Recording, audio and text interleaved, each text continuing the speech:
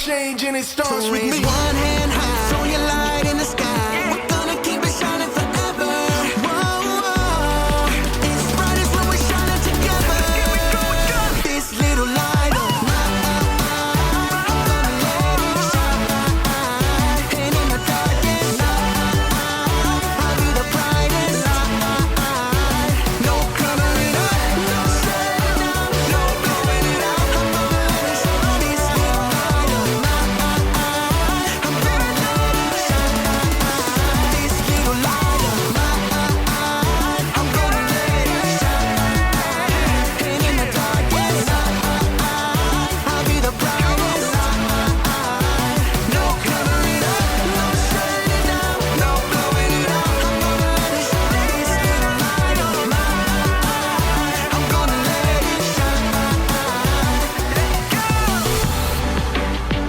No shutting down, I'm gonna let it shine.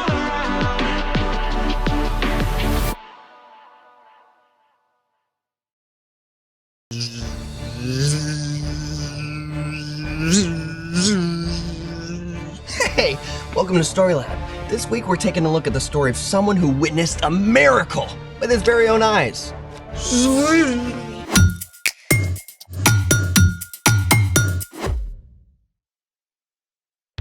Hey, I'm Zeke.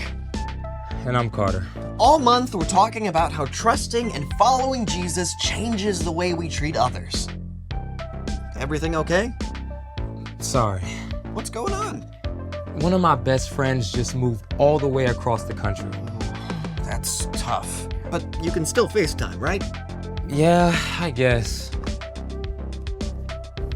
I know what you need. What? An epic battle between the forces of good and evil. How is that supposed to help? I don't know exactly, but it always cheers me up. Fair? Great! Then let there be light. Swords. Don't you have a test to study for? Oh, this is all about you, bro. You ready? Let's make it! Today we're gonna make our very own light swords. I grant you, this could be cool. What do we need? Pool noodles, giant rolls of cardboard, high-powered LED lights? Straws. Great, I'll go get... Wait, like drinking straws? Straws! I was picturing something a little more galaxy-conquering. These are simply the best for light swords. Did you see what I did there? Simply. I don't see it yet, but okay. Okay, we need 2 straws, black tape, scissors, glue sticks, a glue gun, rhinestones, and these dazzling finger lights. Ooh, I call blue. Oh, then I will get, red. Okay, for step 1, cut a few strips of black tape and cover the base of the light.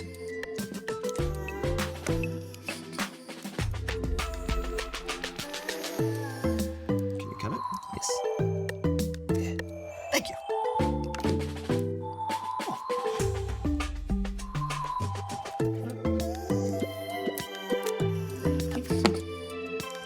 Now for step 2, you're gonna need a grown-up around for this. Prepare the glue gun.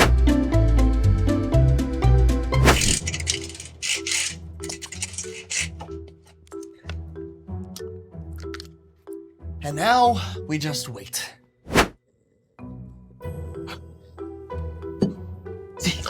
Oh, what? I think they're ready. Oh, they're ready? Oh, perfect. Mine's ready. Okay. Now squeeze a little glue on the base around the light. Enough so the straw stays in place, but not too much or you'll cover the light. Gotcha.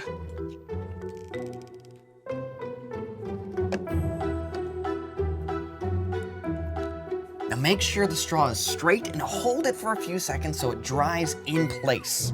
How's this? Oh, you the man. Hey, how hot is a light sword? I don't know, how hot? Lukewarm. Oh, okay, I get it.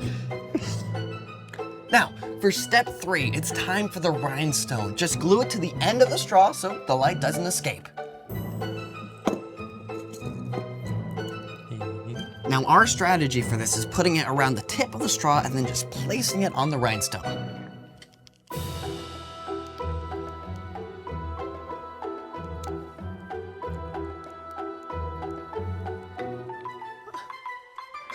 Brilliant and ridiculous. They're like light swords for mice. Mice swords. Can we turn them on? Oh, yeah, let's turn off the lights first. Good idea. Okay, now count it down. 3, 2, 1. look at that.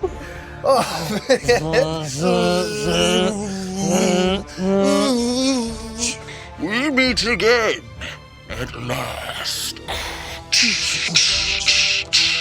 If you strike me down, I will become more powerful than you can possibly imagine.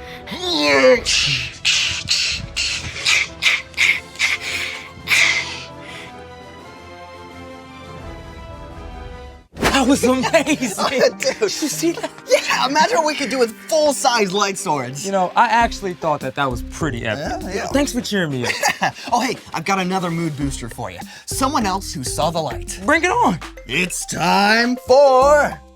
The story before the story. Today we're in the second book of the New Testament, Mark. Mark was a Jesus follower and a close friend and traveling companion of the Apostle Peter. Mark collected and recorded stories from the life of Jesus to make sure they didn't get lost. Everywhere Jesus went, big crowds gathered. No matter how tired he was, Jesus always had time to show kindness and compassion. In chapter 10, Mark writes about Jesus' journey to Jerusalem. Jesus was traveling there for the last time to give up his life. Which is where our story starts. Take it away. Hey everyone!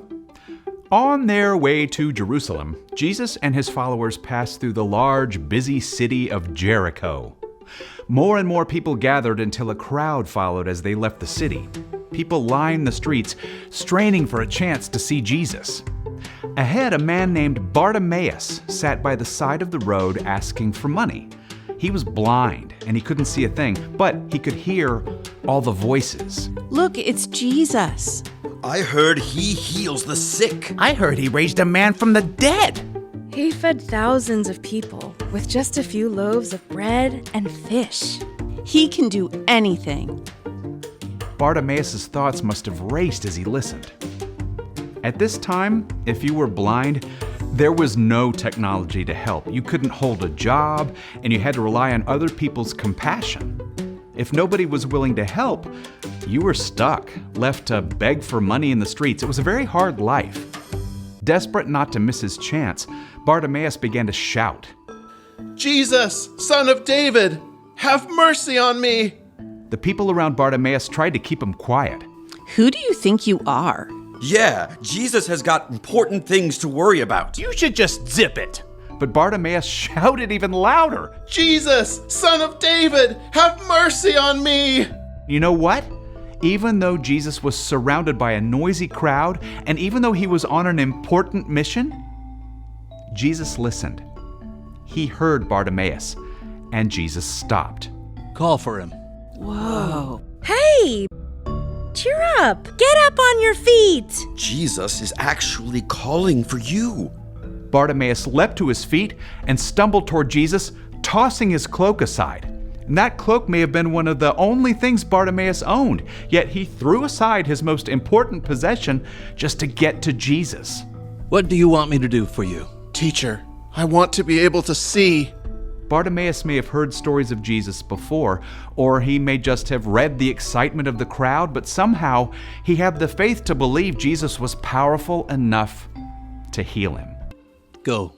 Your faith has healed you. I can see. I can see. Can you imagine? Bartimaeus had been living in complete, utter darkness. And suddenly, in an instant, light and color explode before your eyes. People and trees and brilliant blue sky. Bartimaeus was so joyful and amazed that he joined the crowd to follow Jesus along the road, marveling at the incredible new world Jesus had opened up for him. The end. I mean, Jesus had big stuff to do, Saving the whole world. but he stopped for one man who needed help.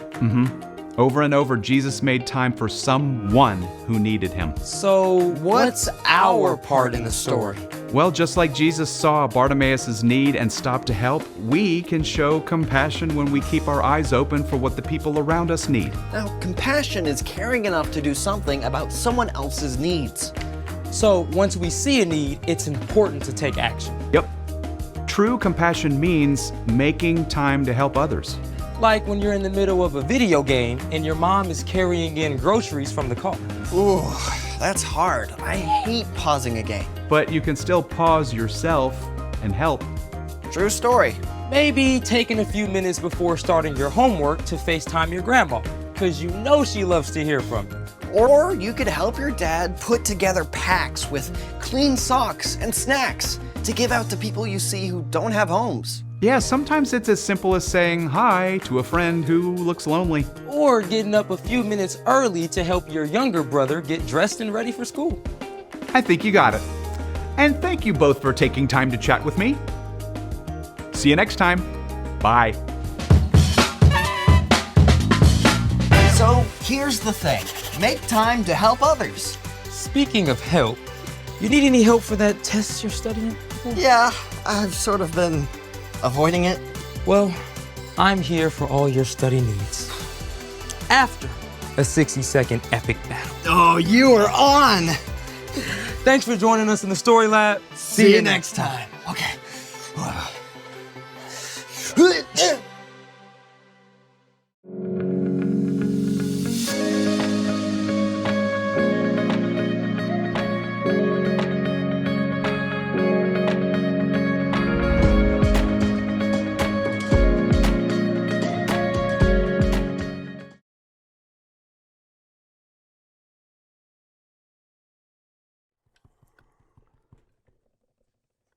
All right, my turn. Okay. Lighthouse. Oh, that's a good one. Light dressing. Oh, nice. Yeah. This little light of mine. Oh, I'm gonna let it shine. Okay. Oh, faster than the speed of light. Oh, that's great. Deer in headlights. Oh, that's a good one. Oh, light as a feather. Oh, yeah. Have you ever actually seen a deer in headlights? It's true. They like freeze right where they stand. It's crazy. Oh, good. Oh, fixed it. Ooh. All right. Yeah, I was driving home the other day, and I was in this really woodsy area, and I came across this corner, and there was this deer standing right in the middle of the road. So I stopped, and the deer stopped too. And for a few seconds, we were just frozen. We were looking at each other, right?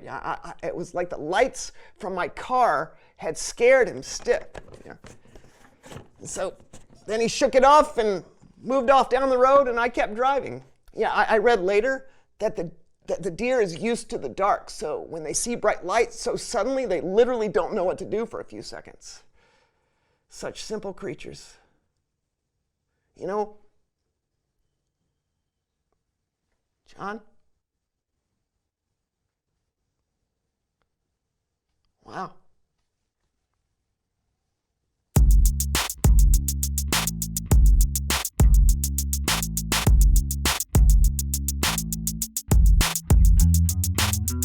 Hello, everyone. Welcome to the So-and-So Show. I'm Brandon. I'm John. And this is going to be the best day. Not only do we have a great show planned. We got a giraffe tamer on the show with a real live baby giraffe. Oh! And we've got an amazing Bible story with Kellen. Sorry.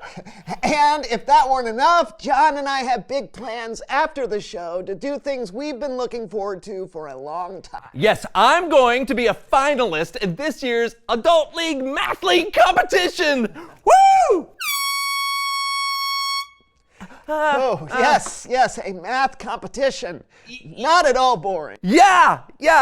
My math league partner, Bobbert, and I have been trying to win for years, but this is the first time we've ever made it to the finals. I am so pumped! And I am pumped for you. Thank you. But I'm even more excited for the Outdoor Shakespeare Festival!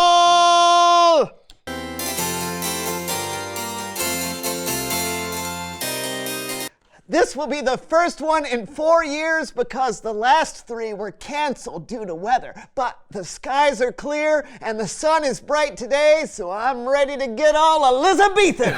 Yeah, but before we go fulfill our lifelong dreams, we've got a show to do. Who's ready to meet a baby giraffe? Me. You are. Oh, okay. Then please welcome someone who knows. Phone call, John. You got a phone call. Phone call. John, you got a phone call. Phone call. John. Phone call. Phone call. Phone call, John. You got a phone call. Phone call. John, you got a phone call. Phone call, John. Hey, Bobbert. Yeah, you been working on your prime numbers? Hold on. What? What? What? What?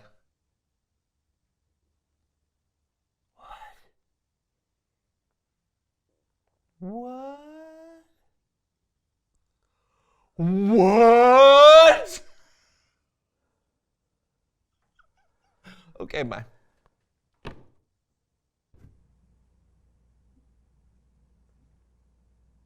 What? That was Bobbert, my mathlete partner. He can't come to the mathlete finals. He has a kidney stone. Oh no, are you okay? Is Bobbert okay? This too shall pass.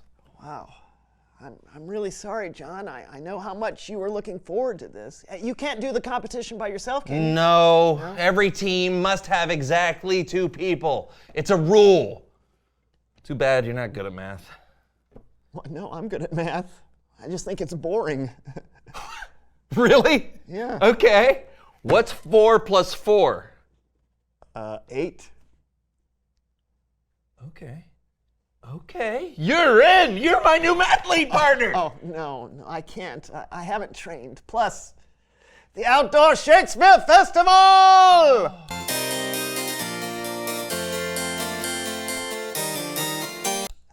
Plus, math is boring, so no. Yeah.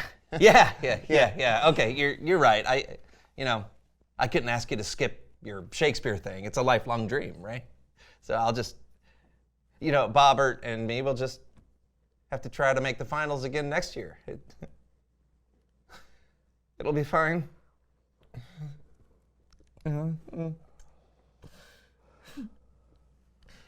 What's next?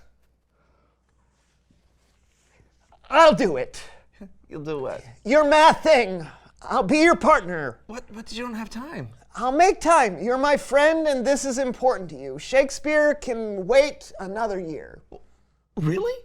Yes. Oh, thank you. But I can't promise we'll win. I'm good at math, but I don't know if I'm competition good. No, don't worry about that. I'll train you now. Come on. Oh, wait. We forgot about the baby giraffe. Oh. You know what? It's okay. Huh? They want to help you too. Let's learn some math. Yes!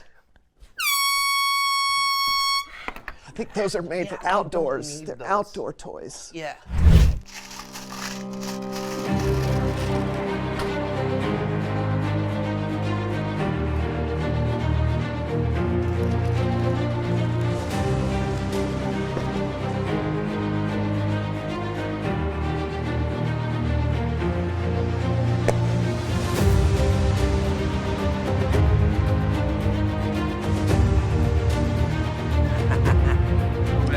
No way.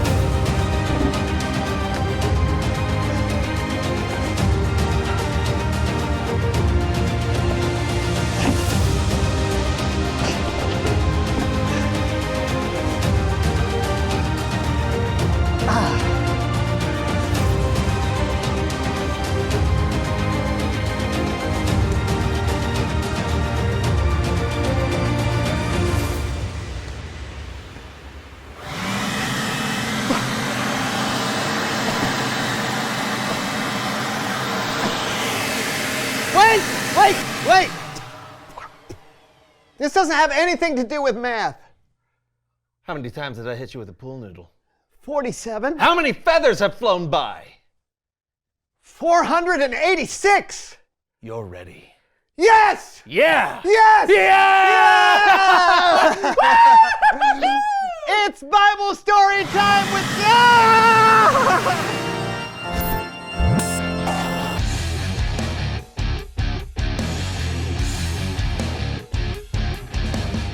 What is up, fellas? Kellen! Hey, thanks for taking the time to hear a story from me today.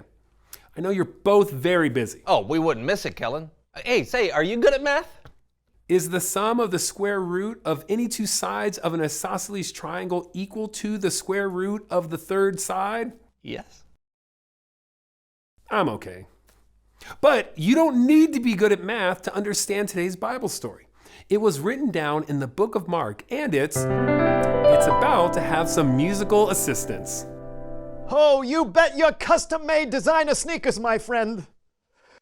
Glad you came, glad to hear. I know it's getting late, but never fear. We'll give a blow-by-blow of the Bible story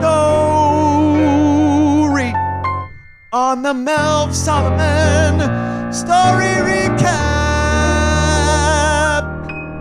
Thank you for that uproarious and nearly inaudible applause. I am Melv Solomon, and standing close by me with piano tinkling fingers at the ready is my loyal and not the least bit awkward brother-in-law, Greg. Say hey to the people, Greg. Hey, everybody. It's a pleasure to be here today.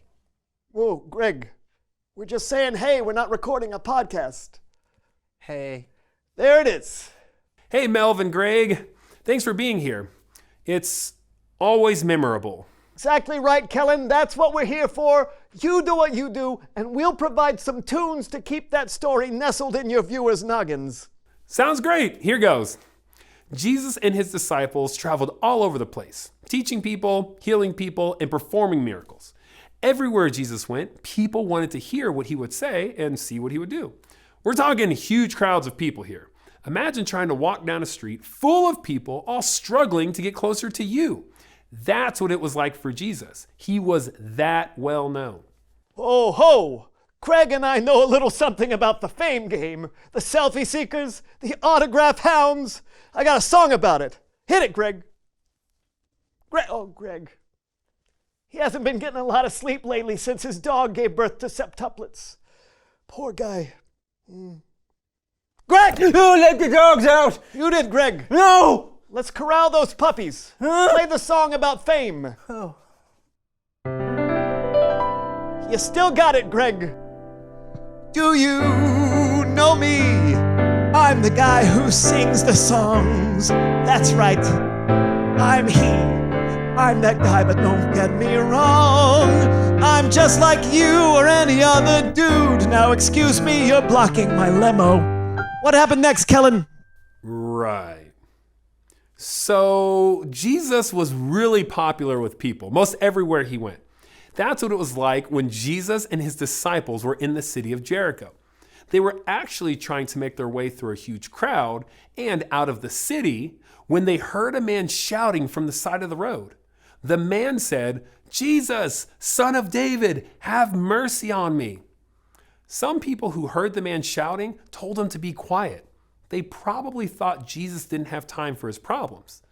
But the man shouted even louder, "Son of David, have mercy on me." Boy, do we know what that's like. We've had our share of hecklers. No, I don't think he was People love the sound of their own voice and like to disrupt the proceedings.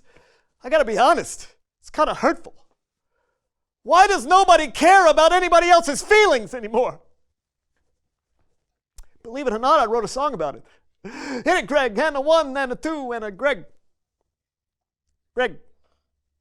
101! No, it's still just the two of us, Gregory. Play the song about the heckler.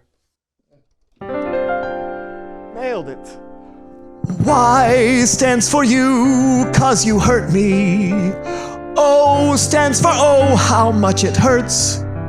U stands for you, 'cause you're still the one who hurt me. Oh, why can't you stop being so antagonistic? What happened to the heckler, Kellen? Did Jesus tell him what's what? Yeah, the man shouting wasn't a heckler. He wasn't doing anything wrong. He actually wanted Jesus' help. His name was Bartimaeus, and he was blind. Now, in that time, they didn't have any sort of resources or technologies like we do today to help people with disabilities. So, if you were blind, you didn't have a lot of options. Bartimaeus had no choice but to beg for money and food every day. But when he heard Jesus passing by, he couldn't contain himself. He had to shout, "Jesus, Son of David, have mercy on me." Maybe, just maybe, this healer, this miracle worker would have compassion to take time to help a poor beggar who couldn't see. Did you say compassion? Now we're singing the same language. Hit it, Greg. Greg. Greg! Cat's in the cradle. No. Now you've got kittens. Oh, yikes. Play the song I'm thinking of, Greg. Okay. Are you serious? You played that song? Any song but that song, Greg. That's the rule. That's my number one. No, that is my only rule. You remember how early I told you that you've still got it? Yeah. I was wrong. Oh. You don't got it. Okay. You lost it. It's gone.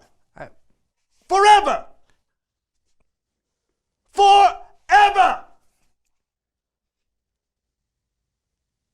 Where does the story go from there, Kellen? Somewhere amazing. I think you really need to hear it right now as well. When Jesus heard Bartimaeus calling to him, he didn't keep on walking. No, he stopped right where he was. He stopped making his way out of the city. He told the people to call Bartimaeus over. Before, the people had been telling the man to be quiet, but now their tune had changed. They told him to cheer up because Jesus was calling him. So Bartimaeus leapt to his feet, came over to Jesus, and Jesus asked Bartimaeus what he wanted. And he said, "Rabbi, I want to be able to see." And Jesus responded, "Go, your faith has healed you." Right away, Bartimaeus could see. Whoa. Also, whoa. Even though he had places to go and was surrounded by people to see, Jesus stopped. And he had compassion on one person who was calling for help. Jesus cared enough about Bartimaeus to do something to help him. You know, Kellen, your story's got me pondering my own predicament. It's possible, not definite, but a pint-sized possibility that I might need to throw a little compassion in the direction of my brother-in-law, Greg. Greg. Greg. Hey, Greg. Greg.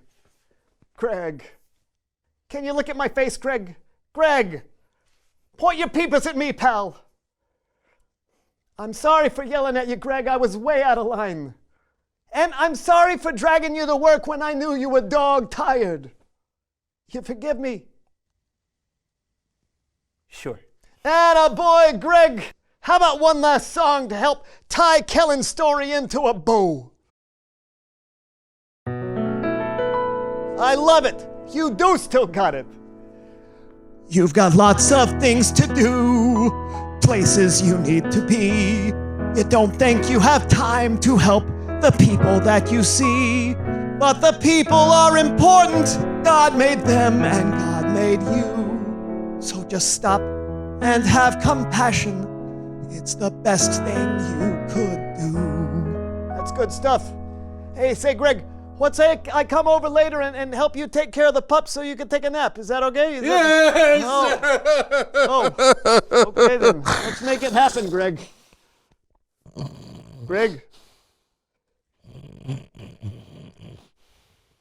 What'd you think of this story, fellas? I love it when Jesus does miracles. He's amazing. I think it's amazing how Jesus takes time to help people who might be overlooked. I know. When we hear about Jesus, the Son of God, stopping to help people, it reminds us that we too have a responsibility to help others, especially if we're followers of Jesus. Oh, and by the way, great job helping out with the mathlete competition. I hope I'm going to be helpful. Oh, it's gonna be great. Hey, thanks for the story, Kellen. Yep, I'll see you next time. Bye. Seriously, I can't thank you enough for making time for me in this math competition. It's no problem whatsoever. I'm actually kind of looking forward to it now. Oh yeah? Yeah, see? Math's not so boring after all, huh? Let's not get carried away. Okay. Reveal the question. Oh, when has someone made time for you? Oh, well, there was this one time when my friend, Brandon, gave up a chance to go read 400-year-old plays. I know. So he could help me out in my math competition. I remember that. It's today! Yeah, they got it. Hey, John makes time for me too. When I twisted my ankle on the trampoline, he helped me get inside and ice it up. He's a real friend. Yeah, so thank you. What about you? When has someone made time for you? Could be a friend, could be a teacher, maybe a parent's made time for you once or twice. Talk about it together, and we'll see you next time on... Whoa! What? Hey, you know what? We gotta get going. It's the Math League competition. It starts in 22.5 minutes. Oh, that's 3/8 of an hour. I know. Let's go. Bye, everyone.